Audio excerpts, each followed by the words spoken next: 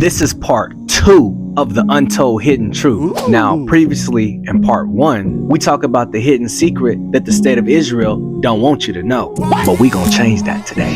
If you haven't seen part 1, definitely go check that. Now, I feel like there's a few more things that we need to dive deep into for us to get a full understanding on what's really going on. Previously, I mentioned this book right here, The Persecution of the Jews and Muslims of Portugal. Now, in this book, I mentioned how the Jews in Portugal was later sold into slavery and taken to the island of São Tomé, and also mentioned that Portugal initiated the Atlantic slave trade to the African islands, which also is São Tomé. What? Oh, so you basically saying the people that was in the Atlantic slave trade was referred to as Jews?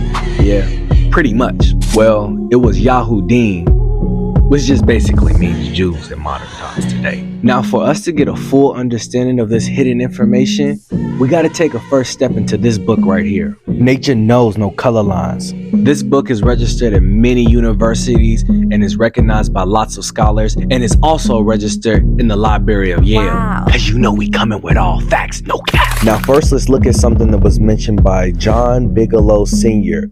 And Abraham Lincoln had appointed him American Consul of Paris, and also he had did work in the court of Napoleon III. Now check this out, what it says on page 130. John Bigelow, who visited Jamaica in 1850, saw the descendants of these Jews and say that they were Negroes. Hey, yo. Damn, so the government knew too? Of course the government does. They the one keeping us down. Damn. But wait, there's more. Polish scholar Adam Garuski from the University of Heidelberg said this: the Eastern Jews who settled in Austria, Poland, Russia were Negroid too. Count Adam Garuski of Poland, who visited the United States in 1857, said the Jews of his country strongly resembled the American mulattoes. He said, sallow complexion, thick lips, crisp black hair. Now, you want to know why that's very interesting, why he thought the Jews of his country looked like the biracial people of America?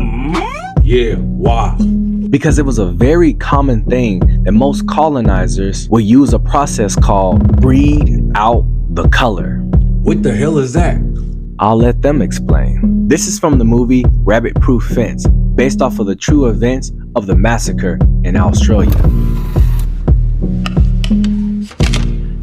Here is the answer.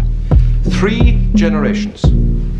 Half-blood grandmother, quadroon daughter, octoroon grandson. Now, as you can see in the 3rd generation, or 3rd cross, no trace of native origin is apparent. The continuing infiltration of white blood finally stamps out the black color. Stamps out the black color. Stamps out the black color. The Aboriginal has simply been bred out. Bred out. Bred out.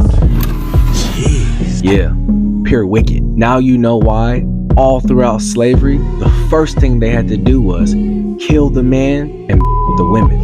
I'm not getting my videos taken down. Not only did it strengthen their DNA, but it will white out the DNA of any Aboriginals of the land that they were conquering.